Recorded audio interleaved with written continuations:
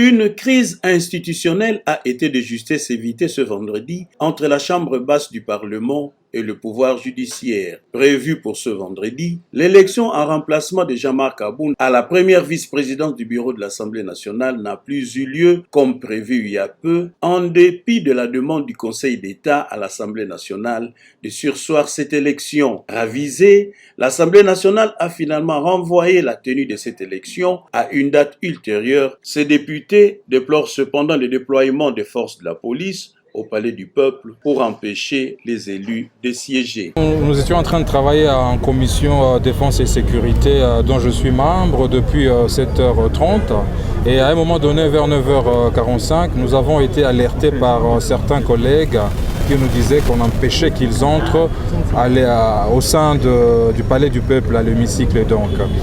Je trouvais cela inacceptable, inadmissible et incompréhensif.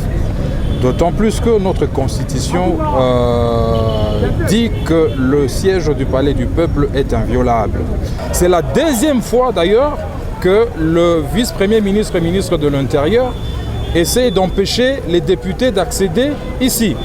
Si l'on interdisait la séance subséquente qui devait avoir lieu pour l'élection du premier vice-président, mais on devait quand même laisser les députés accéder à l'Assemblée pour des travaux en commission, par exemple.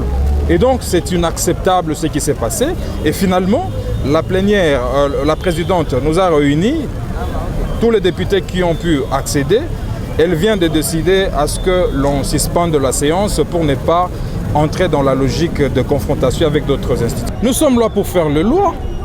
Si on nous empêche de faire l'élection, mais qu'on nous laisse travailler en commission, pourquoi les députés sont bousculés, humiliés ?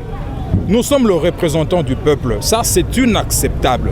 Et s'il s'avère que c'est le vice-premier ministre et ministre de l'Intérieur qui a donné cet ordre-là, je vous promets que je vais rebondir avec ma motion de défiance contre le VPM.